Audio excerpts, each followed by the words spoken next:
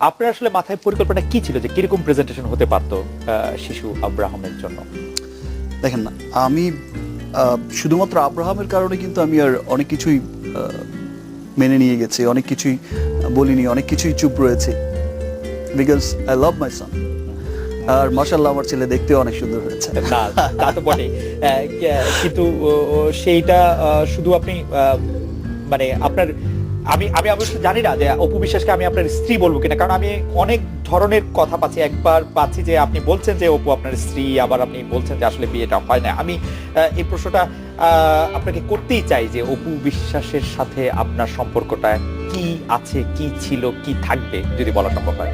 অপু বিশ্বাস যেহেতু আমার ছেলের মা, অফকোর্স সে আমার স্ত্রীও, এবং আমার সন্তানের মা হিসেবে তো তার অবস্থানটা অনেক উপরে। ওকে। But somehow